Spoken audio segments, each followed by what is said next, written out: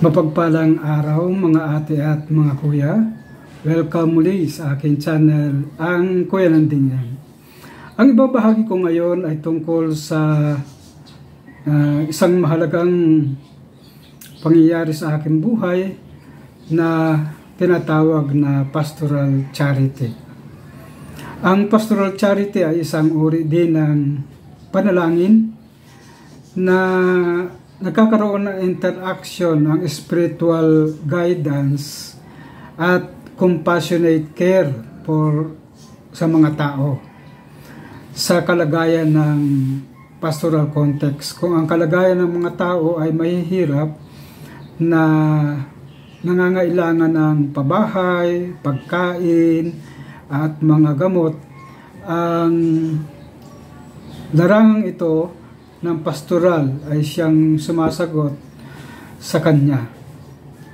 Ito ay resulta ng relasyon sa Diyos. Hindi ito basta ginagawa lamang sa isip, kundi ito ay bunsod ng pakikipag-usap natin sa Diyos.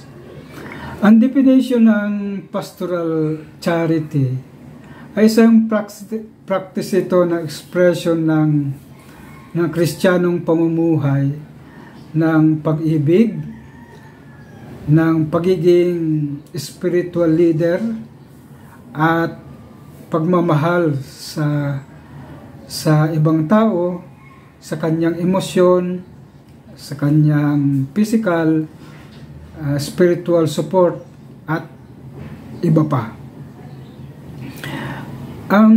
Sa gawain kong ganito, ang isa sa matingkad dito ay yung spiritual guidance, kung saan ang mga tao ay humihingi ng tulong na magkaroon ng spiritual direction.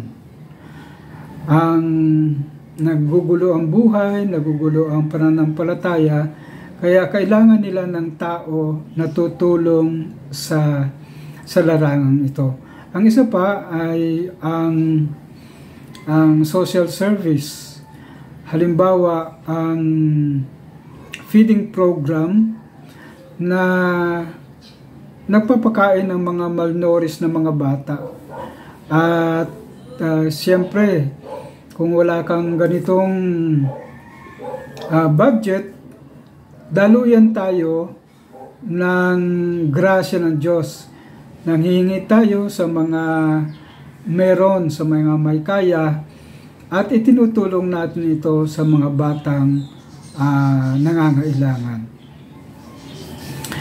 Ang benefits nito ay napoposter yung spiritual growth at saka napapayaman ang pananampalataya. Napapabigyan ng comfort ang mga taong nangangailangan. Kung wala silang makain, nagkakaroon sila ng makakain. Kaya lang, siyempre, nagtuturo din tayo ng papaano yung mga skills na hindi lang palaging nanghihingi. Meron nga kasabihan, bigyan mo ng panghuli ng isda ang mga tao upang sila na mismo ang mga isda. Ito ay isang challenges sa atin, sa mga nais maglingkod, na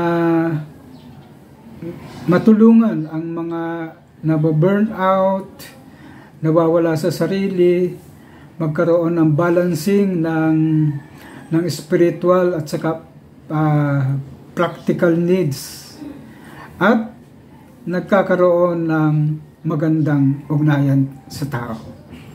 So ito po muna ang aking ibabahagi, at sana'y maging tao sa puso natin ang paglilingkod, ang isang pastoral act, which is pastoral charity. Ito po muna ang aking ibabahagi, at God bless po sa ating lahat.